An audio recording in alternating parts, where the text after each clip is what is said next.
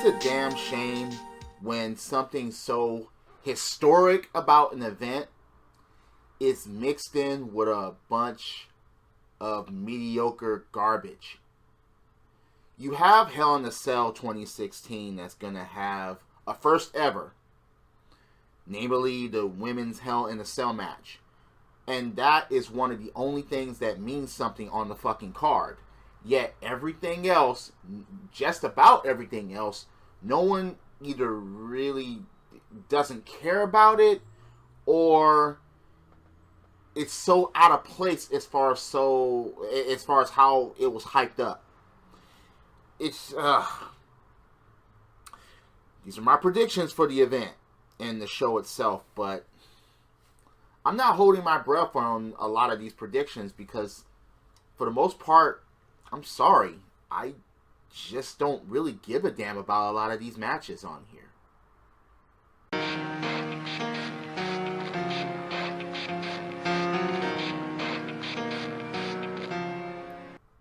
Okay, listen, I do understand that there has to be some sort of pre-show match since most pay-per-views have pre-show matches.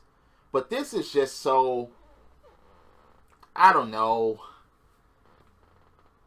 it's not out of place, but it was so thrown together because there's no hype towards this. I just think that it's going to be the faces that takes the match. For one, you have Sin Cara in the match, so, you know, all the heels in the match are in danger because of that. But I think that Cedric Alexander is going to be the one that shines in the match and that gets the pin for his team. But again, the Cruiserweight division is absolutely nothing besides Brian Kendrick and TJ Perkins. Brian Kendrick because he's the only established heel, and TJ Perkins because he's the champion. Now they need more to actually get us interested as far as a Cruiserweight division. Yes, we love to see Cruiserweights in action. Yes, we love to see the flying around. Yes, we like to, but we want to see more. We have to have more. And there has to be more to get us emotionally involved. So there has to be feuds here, but there hasn't been. So, yeah, I just think that the faces will take this match and Cedric Alexander will get the pin for his team. That's my prediction. That's my opinion. But at the end of the day, I really don't care.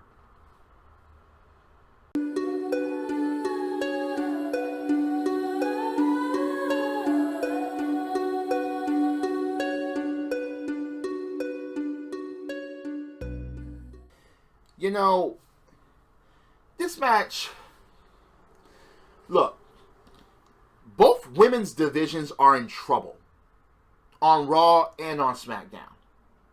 Simply because the rosters are so thin, and then you have people that are getting themselves intentionally suspended.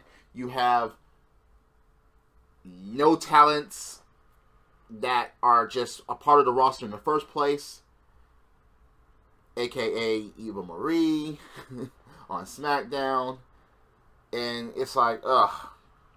And Nikki Bella. Look, Bayley versus Dana. A win for Bayley is all I see here. A win for Dana kills all the momentum for Bayley. Even though there's this shoulder injury that Bayley has, I feel that Bayley has to win because there's nothing else going for Dana. There's just nothing. Period. Regardless of how this goes, Dana is still on standstill. She still has absolutely nothing. There's no build upon Dana Brooke. There's just not. Bayley is one of the most over superstars, period, on any roster. So to kill her momentum right here would just be garbage. I'm predicting Bayley here. Regardless of how that shoulder is. Regardless, because she could still go in the ring. She could sell the shoulder, but I just think that Bayley's going to win because if they kill her momentum now, it's going to just... Yeah. We have to keep building certain people to take them seriously. And Bayley is the one here that they need to build upon. That needs to win here. Dana Brooke, they're not going to build upon her. They're just not. They're not going to give her the title. They're not going to have us take her seriously as far as being a contender for the title. So Bayley is my pick here, and I hope that she wins. I really do hope that Bayley wins here, because if Bayley loses, I don't see where they could go after that.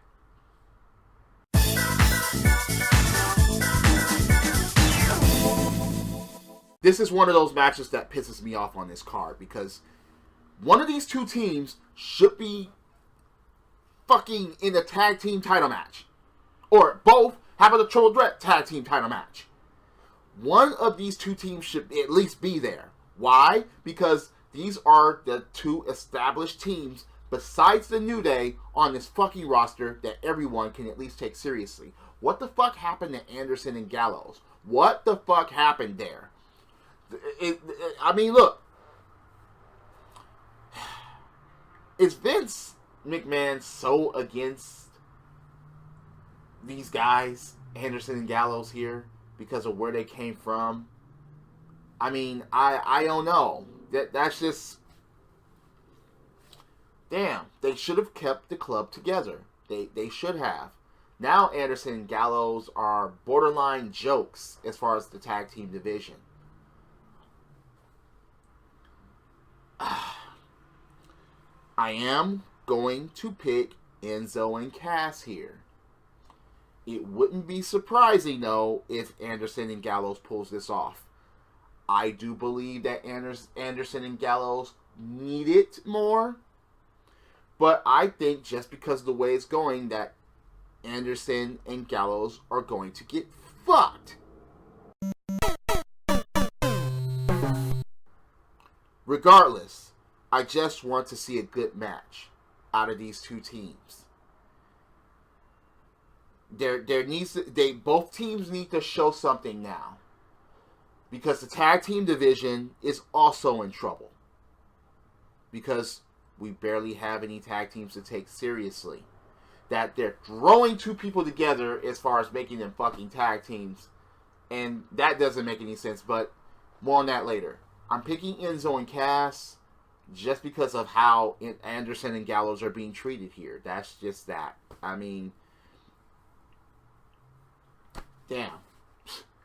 Can we just go back to the old days as far as tag teams, please?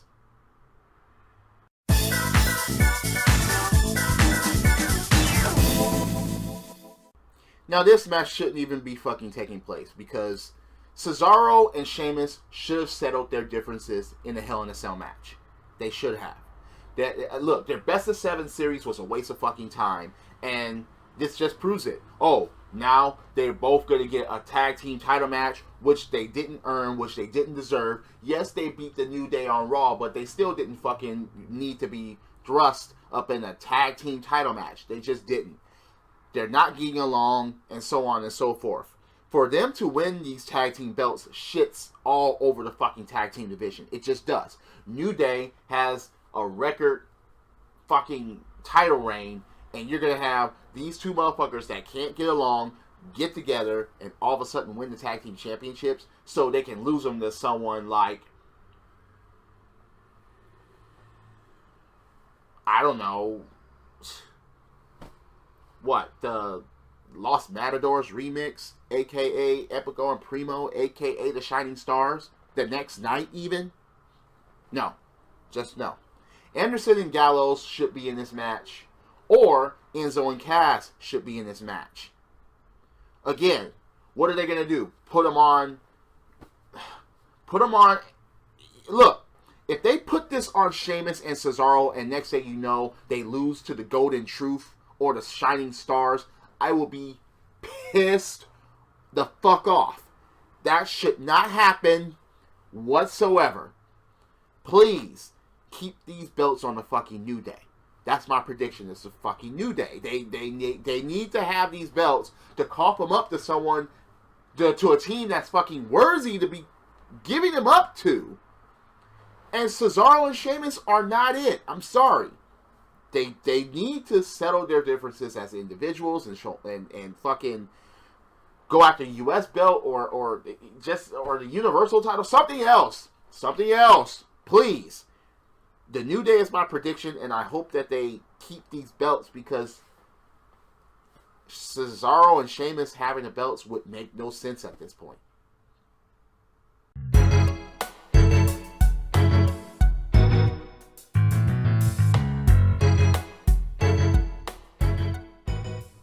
The way the storyline went for this match is what totally fucking ruined it.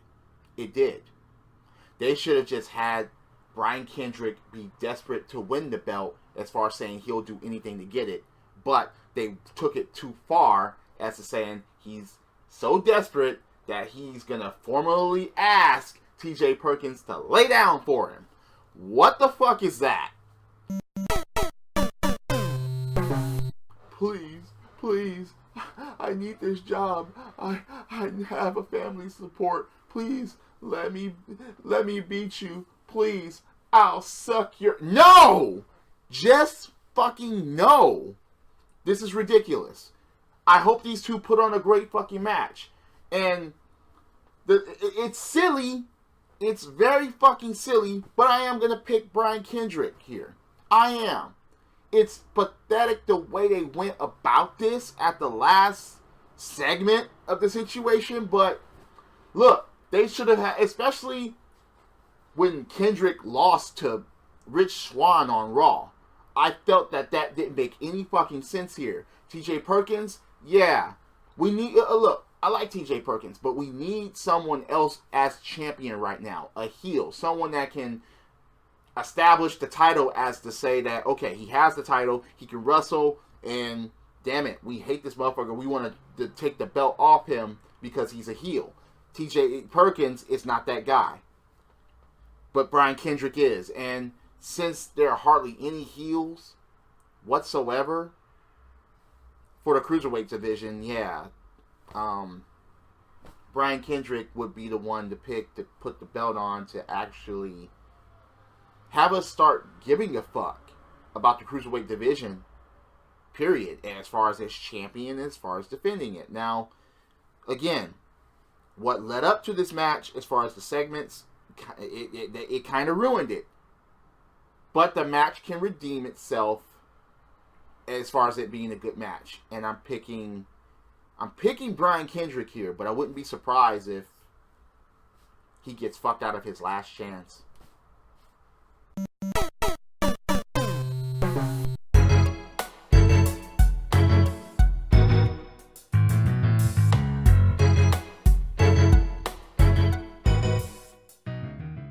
Okay, does anyone give a fuck about this match? No? Okay, fine.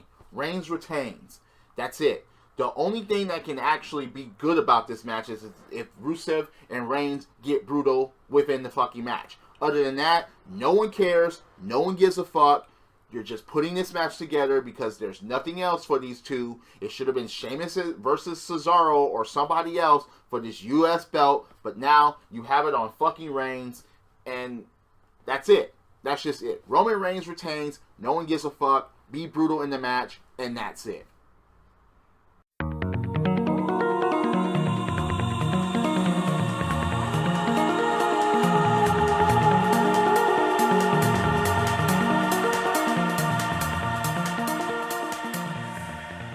The hardest part about this match is that it takes place inside Hell in a Cell. So no one can get in to interfere. I don't see Kevin Owens going over clean, but I do see I do see him winning. I do see Kevin Owens winning. Someone's going to get in that cage. Whether it be Jericho, because he's not even on a fucking card, which is pathetic. Or maybe even Triple H comes out, because, again, Seth Rollins has been talking way too much about fucking Triple H. It's been happening way too much for way too long, and Triple H has been gone. Yes, I predicted that before, and I was wrong, but I think this is the time where Seth Rollins is basically inching up to his last opportunity at this go-around to get the Universal Championship, and for him to get screwed out of it by Triple H would do some good. I really hope that happens, because besides that, where do they go if Kevin Owens retains? Who's going to challenge him next? I don't see anybody else in line. I don't see anybody even hyped up to be in that line except for fucking Chris Jericho because of the turmoil that they're going through. But I'm predicting Kevin Owens to win this match. I just don't see Seth Rollins getting it right now because, okay, it would just be Kevin Owens chasing him to try to get it back, or Chris Jericho chasing Seth Rollins, and at this time, I don't know. It just wouldn't be right to me if Seth would get this belt. I really think that they're going to save it for later for Seth Rollins to get this belt. And if it was supposed to be about new eras and shit like that, we've seen Seth Rollins carry the belt for a long fucking time. Yes, it was the WWE World Heavyweight Champion, but it doesn't matter. We need someone else that carries the belt for a while. Don't hot potato this fucking title. Keep it on Kevin Owens and hype up someone else to challenge Kevin Owens. Can that happen? Yes. Will it happen? We'll see.